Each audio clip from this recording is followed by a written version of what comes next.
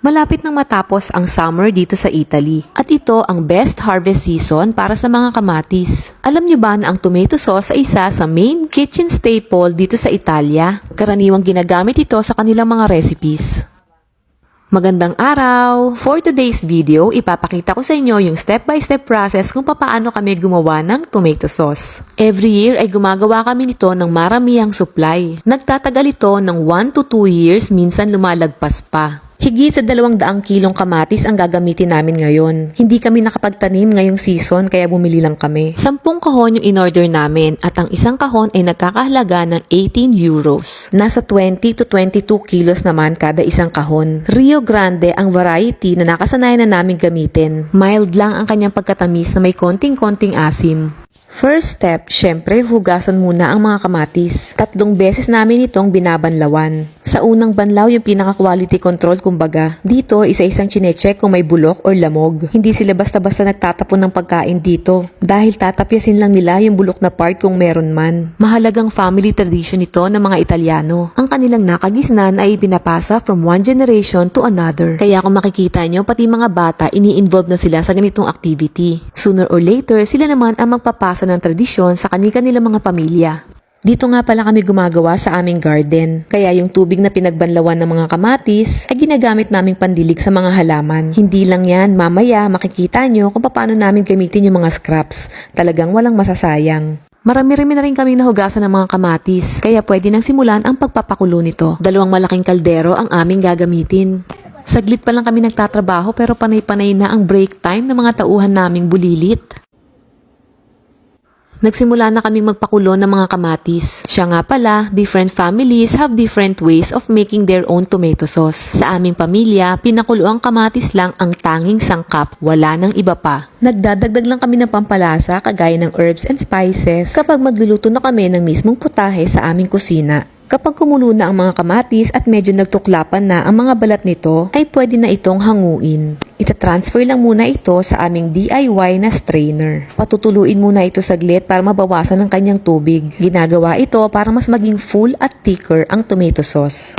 Taon-taon ay nag-iipon kami ng mga beer bottles at iba't ibang uri ng garapon. Few days bago kami gumawa ng mga tomato sauce ay pine-prepare muna namin itong mga bote. Hinuhugasan namin yung mabuti at sinasabon din. Pagkatapos ay pinapakulon din namin for about 20 minutes to ensure proper sterilization. After namin patuluin yung mga kamatis ay lalagay na siya dito sa tomato press machine. Ito yung nagpa-process ng mismong tomato sauce. Ine-extract nito yung pulp at juice na lumalabas dito sa right side, habang dinidiscard naman ito ang mga balat at seeds sa left side. After ng unang piga ay ibabalik pa namin sa machine yung mga balat na yan dahil may mga katas ka pang makukuha dyan. After ng pangalawang piga ay ilalagay na namin yung mga balat at buto dito sa trash bag. Iipunin namin yan kasama ng mga kamatis na na-reject kanina. Kukuhanin yan ng kapitbahay namin na may farm at ipapakain sa mga alaga niyang hayop. Tignan nyo kung gaano kaganda yung quality ng aming tomato sauce. Napaka-thick at very natural, walang halong kemikal. After namin magawa yung tomato sauce ay lilipat na namin ito sa mga bote. DIY lang ng aking father-in-law yung aming imbudo. Ganito yung itsura nila pag nailagay na sa mga bote. Next naman ay isa-isang tatakpan ng mga bote. Kailangan mga bagong tansan ang gagamitin mo dito.